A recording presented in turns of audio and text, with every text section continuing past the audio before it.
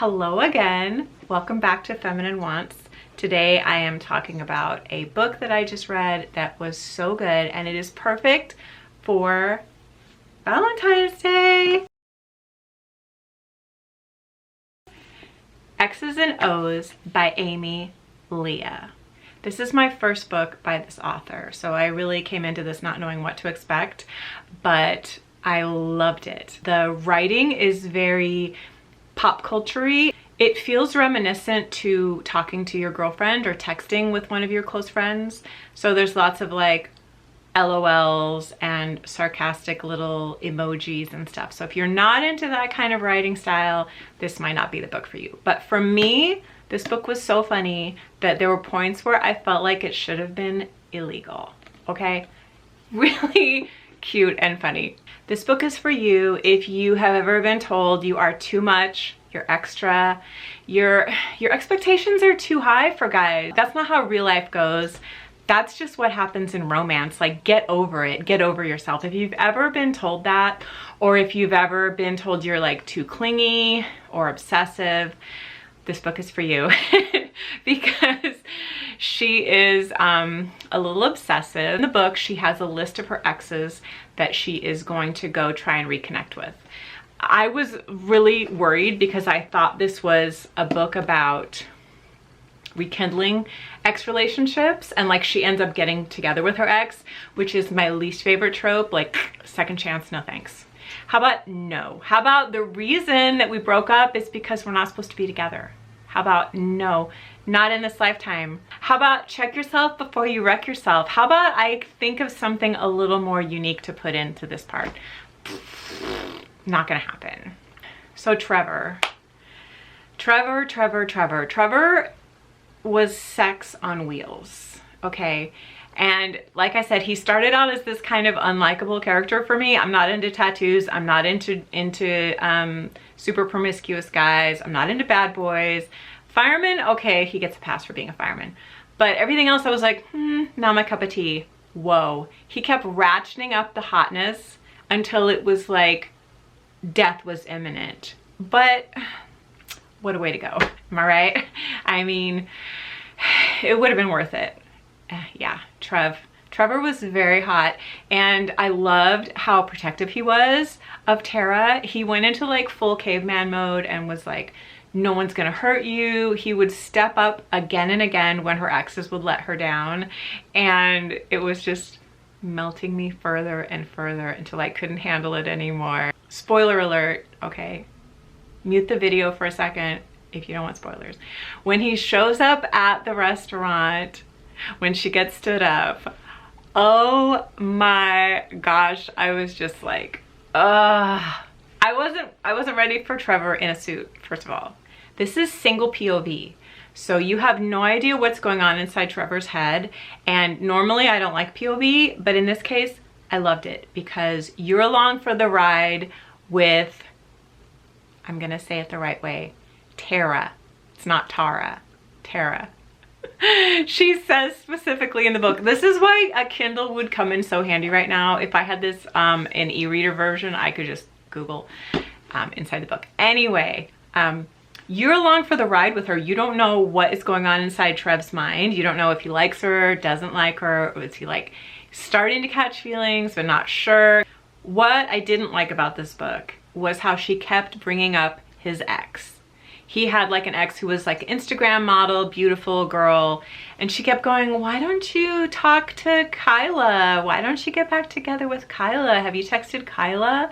And like, I wanted to strangle her at this point. Like, what are you doing? It didn't feel like it would be something that someone who had been developing a huge crush on her roommate would do. It felt really counterintuitive, and it bugged me. That's my, like, honestly, that's my only complaint with this whole book. Usually, I do not like career threads or subplots that like take over a whole book.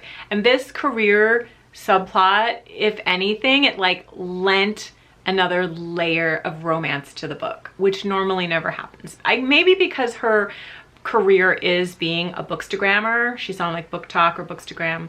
So maybe that's why like it felt like it was just part of the romance for her to be talking about romance. She talks a lot in this book about tropes. So if you're like into romance novels, you're gonna like it for all those reasons too, because it's just like your wheelhouse. You're gonna get all the references, you're gonna get all the jokes. But in this case, like her career built layers into the romance, and when you get to the grand gesture, like Trevor's grand gesture it made me cry. Now, normally romance novels don't make me cry. It takes a lot. This book made his grand gesture made me cry. It was so beautiful. And for a contemporary to do that, especially, like normally contemporaries are full of like douchey alpha holes that are like, I'm a billionaire, you're just gonna have to deal with how awesome I am, babe. And he's not like that at all. He's just so pure and good, and stick around for the grand gesture, okay? I also loved how he was this very like clean, organized, orderly person that was like, he must have been a Virgo. He's like reorganizing her books. And actually that would make sense because Virgo guys are usually pretty slutty. But she was messy, and they were just this perfect combination.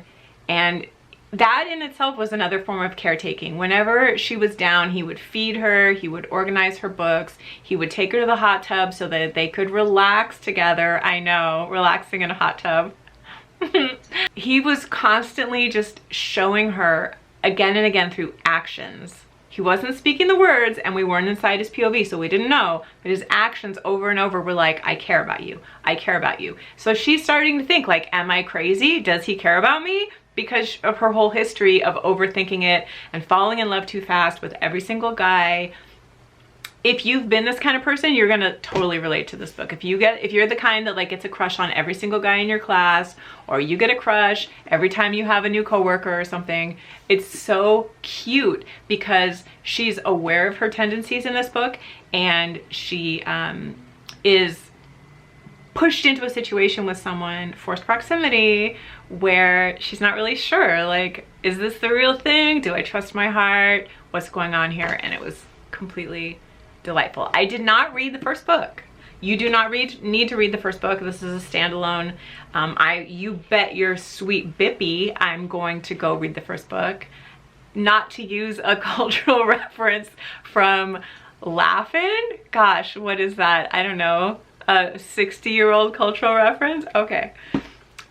It's really good. I loved it.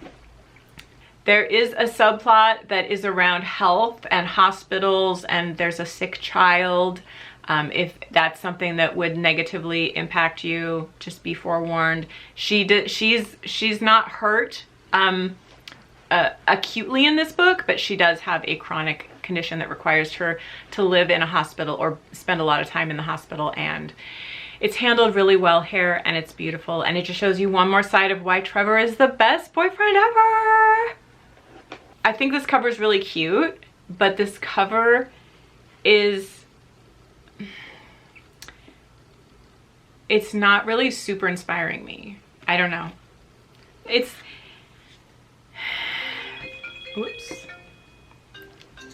At the beginning of this book, let's be honest, he is a complete rake. If there's like a modern equivalent for rakes, he's it. He is, when we first meet him, it is in flagrante delectable. How do you say that? In flagrante delecto. He's caught in the act.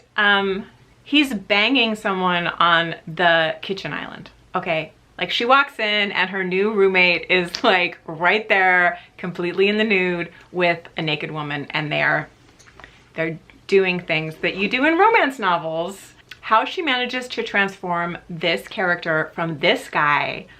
I mean, excuse me, if I walked in on a guy doing that, I don't think I would be like, oh my God, I was so into you. I don't like that.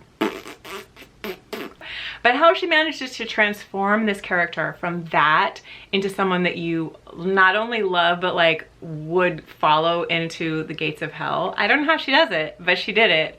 And this book is great. Hang on, someone's inviting me to a Pokemon raid. Okay. You were dancing like an injured daddy long legs is actually what he says to her at one point. And I'm like, was laughing so hard I had to put the book down and just experience the wheezing. So if you're looking for a really sweet romantic read this Valentine's Day, X's and O's, I highly recommend it.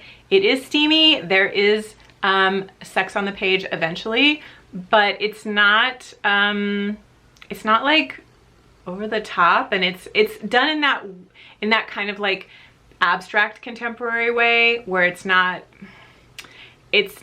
doesn't feel graphic. Am I like stuttering thinking about it? Yeah.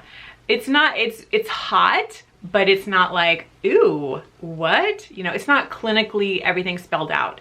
It's very kind of like abstractified, which is, it's nice. It really works in this book. So anyway, X's and O's, that's my recommendation.